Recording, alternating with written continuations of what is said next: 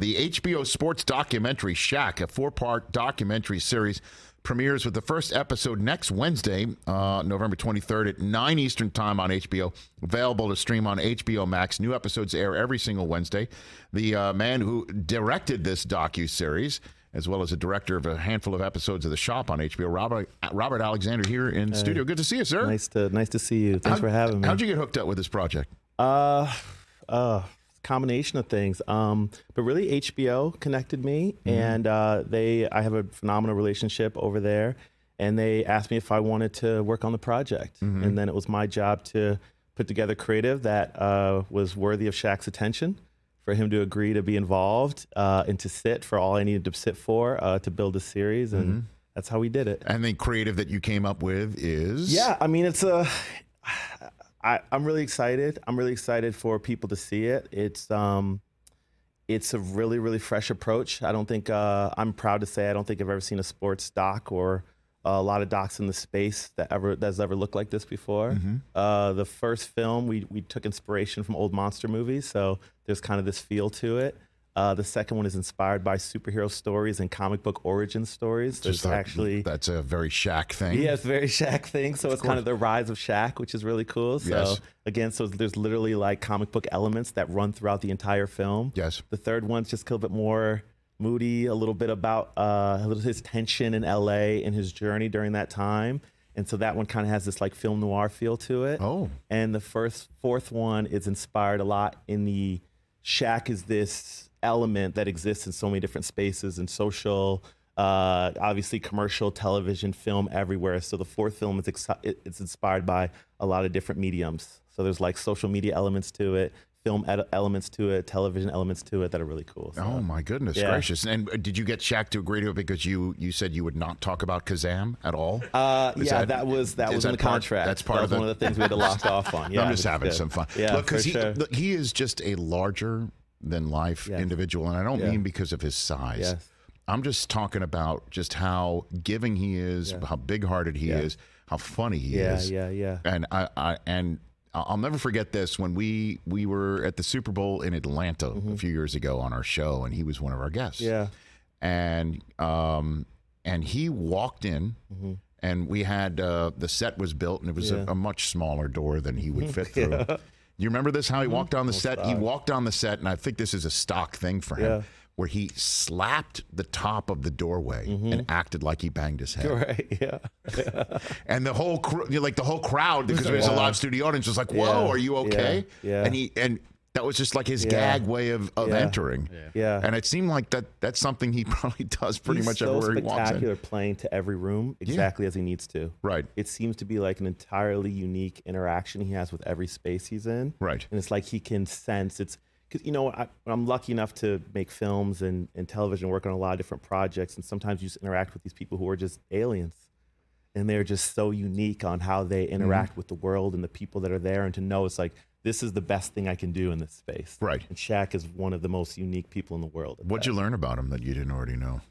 Because I imagine you came to this project fully knowledgeable of his world. As a fan, for sure. As a kid who grew up loving Shaq, loving Kobe, I think that I learned that Shaq is exactly on camera the way he is off camera.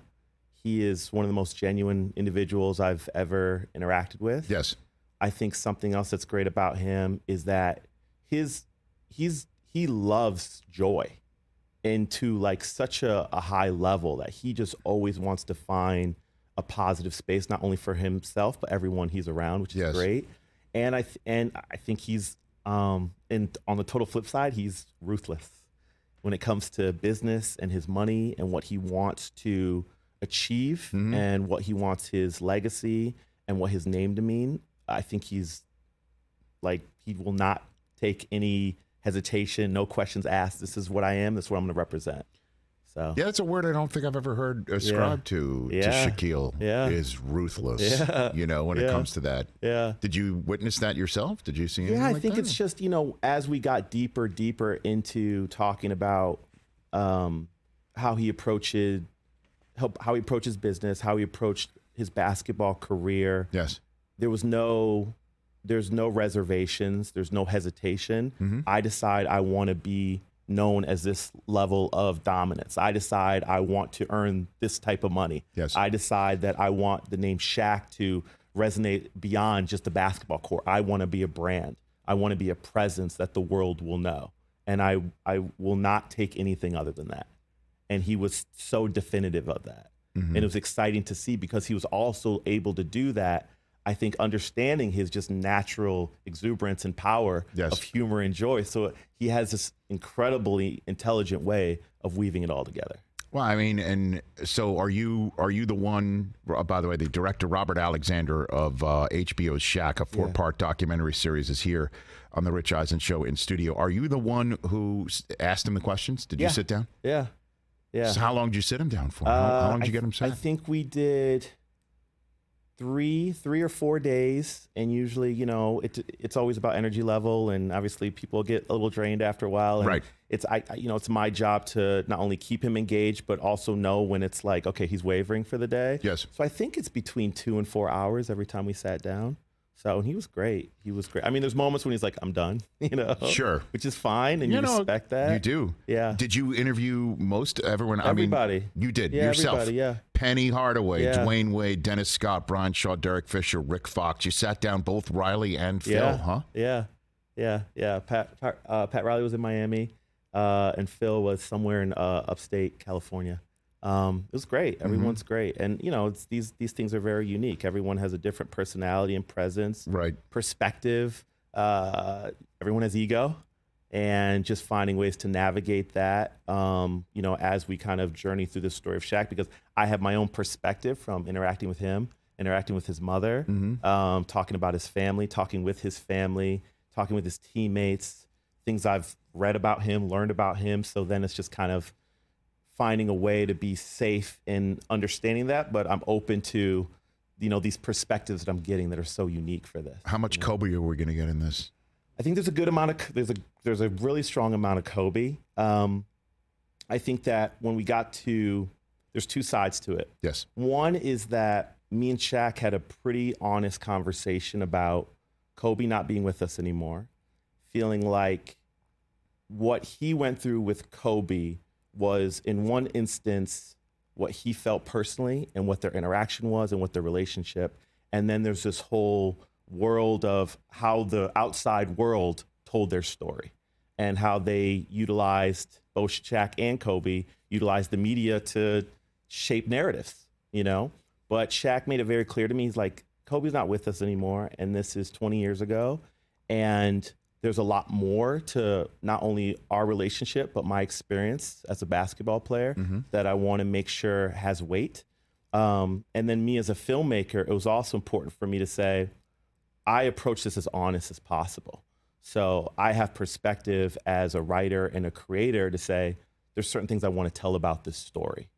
And over the course of making a film, it shifts, sometimes rather aggressively, where, I thought it was more extreme than this in some places where it was and where it wasn't. So my job was to meet kind of a middle ground with that.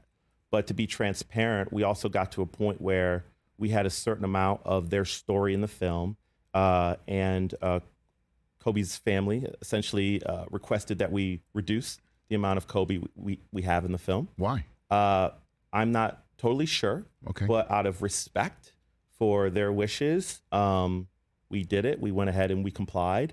I think that it's important that, when I come into a project like this, there's only so much I know.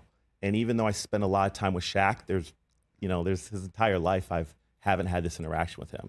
So when I come into these projects and then I spend a year turning it into a film, there's certain things I may say is important for me as a filmmaker, but I'm dealing with humans.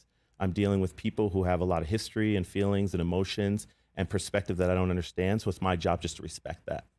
So I'm very proud with what we ended up with as far as our the amount of Kobe content that we have that relates to Shaq's story. But at the end of the day, it's a Shaq film that I'm making. Of course. But I mean, what an important part of the, it's a very important the Shaq part. career here in LA. Yeah. I mean, the number of times, I mean, I was on the Sports Center set when this is going down. Yeah. My wife was covering the team. Yeah. And she adores Shaq. Yeah. I mean, my God, he's one of her favorites. Yeah. And I just remember when, because I was on SportsCenter at the time. He knew who I was, and when I got engaged, we got engaged. My wife and I. He saw the ring, and he would just comment about the ring and how and it just he was just always part and parcel of the fun, the joy, and the interesting level. But to have the story she would tell, but Shaq and Kobe. I mean, that was it. Phil, Shaq, Kobe. Absolutely, absolutely. For a long time. Right. I mean, we played together for 8 years, and there was some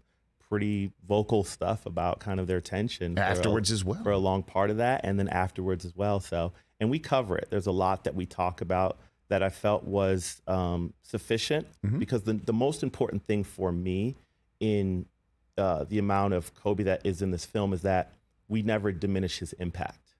Because for me, he was such a important role, not only just watching and loving basketball as just a fan, but just his impact and his skill level as one of our most amazing performers ever. So when we had conversations about reducing him from the series, the most important thing for me was that we never lost the weight of his impact and contribution to their success. All right, and just one last thing on the subject matter. I mean, was that an awkward conversation when you heard about from the Bryant family to say, diminish his? It was, it was dealt in a lot of different areas. Sure. Some conversations I was involved in, some conversations I weren't involved when. I, for the most part, experienced it from a relative distance as you look at, lawyers and agents and that sort of thing. Yes. But I don't think it was a difficult. Like as a filmmaker, you get excited about certain things because you want to tell a story to a certain scale and depth. Yes. And I'm not about kind of sugarcoating, or I'm not about kind of fluff or things that feel forced in any way. That's just not how I approach what I do. And so for me, it was, I just need to make sure that there's so many people work so hard to make this project come to life that it feels worthy of the moment and the characters that are involved. So for me, the most important thing was, because sometimes that's just the reality, right? Yes. You were excited about something, oh, that's just not going to happen. Well, so it's not your job to just say, well, we just can't make anything and we just throw it away. Sure. It's like, this is the box now that I'm allowed to be free within, and I just have to find a different way to make this come to life. Robert Alexander, the director of HBO's Shaq, a 4-part documentary series that premieres next week on HBO next Wednesday, and all episodes after that air on Wednesdays here on the Rich Eisen Show. You've also directed a handful of episodes of The Shop, right? Yeah, for 5 years. I mean, I think all of them, except maybe one or two. So let me just hit you on a couple subject matters. Did you direct the episode with Tom Brady? Yes, I did. So do you know who the MF'er is? You do know who it is. Oh, he does. I think that Tom is phenomenal in front of a camera, and he knows what to say and not to say. So I can't really speculate on that to any degree. I think that he chose to present that information that way. Understood. And so I think that's something. Now, when you're a director and you've got your headphones on, you hear that, you're like, jackpot, right? I mean, like, that's more or less. I mean, there's things there, what you really get excited about. Yeah. And but there was no like quiet. Again, I don't mean to put you on the spot, even though it appears that I am. Yeah. But like, was there at a quiet moment, like anybody, like did LeBron lean over to him and go, "All right, tell me who it is"? No, I don't think so. I don't think anything happened in that moment. I think we were more. I mean, that's such a unique show. There's a lot of different people on, and it's my job to help support, to kind of navigate our conversation, where we go and what we want to hit and that sort of thing. But I think in that moment, that's a great thing about when LeBron, I think it does interact with his peers on that level. Yeah, goat on goat. Like, it doesn't matter who it is. Like, I think it's more about, I know what it's like to be disrespected at who I know I am and my quality level and my skill level.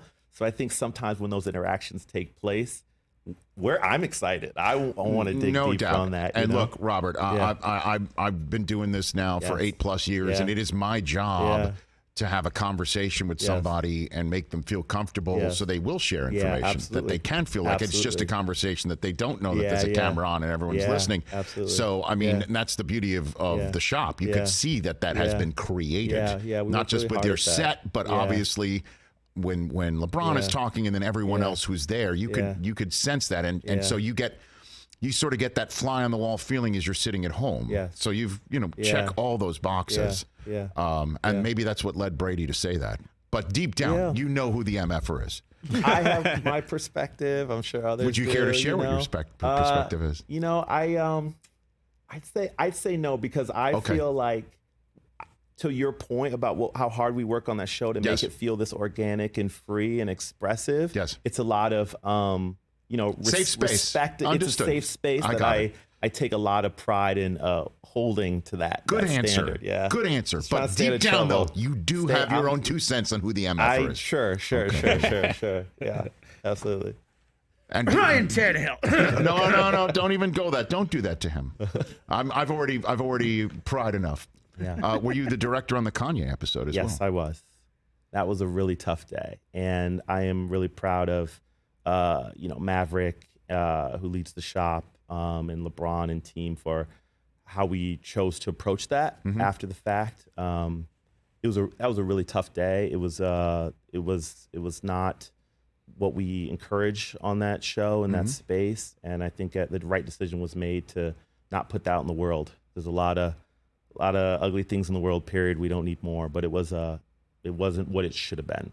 For sure. You huddled up? Is that what happened? Yeah, it was a conversation. You could share? Yeah. I mean, obviously there were conversations we had on the day, and then obviously Maverick, who obviously leads Spring Hill, and his team, got together and made some decisions, and we communicated about it, and we went in the direction of his best to, not try to salvage this and put it out in the world, which I 100% agree with, and I'm really proud of us to make that decision, because you could get to a place where you try to, people are going to want to click on it, right? So we can make the decision to not use this, but use this, and not use this, and not use it. But you get to a certain point where it's like, then are you still encouraging that someone can speak a certain way and express themselves in a certain way that is really hurtful and negative, and then get to a place where it's okay, because we'll work it out for you.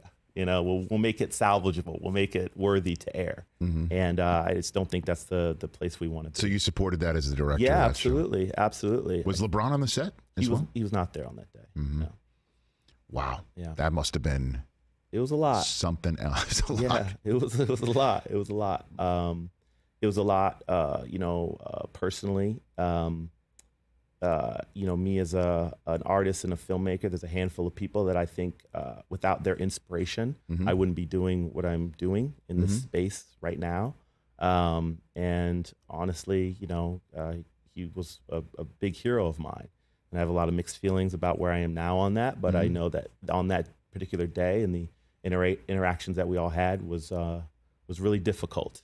Literally, we had the premiere for Shaq 2 days ago in Atlanta, and I had to make a speech. And the number one thing I was really excited to share is that I don't share this when we're directing, and I'm working with the talent, but Shaq was a humongous hero for me. And they always say, don't meet your heroes, right? Right. And he was one that I met, and I was so proud. He exceeded all my expectations. I love that. You couldn't say anything more about Shaq. Yeah. More accurate than that. Yeah. And that does actually nail it. Yeah. About him. Yeah, he really is just aces. Yeah, he really is. He's just, and I just love the videos of him when he strolls out of a restaurant. He sees somebody like wearing his jersey, and he like surprises them. Yeah. And he's literally like, and sometimes you think in this day and age of social media, is it staged? And I'm like, not with him, ever. Yeah, ever. Absolutely. And he's so like great at what he does with Kenny and they're phenomenal. and Charles and Ernie. Did you speak to them too for this as well, or no?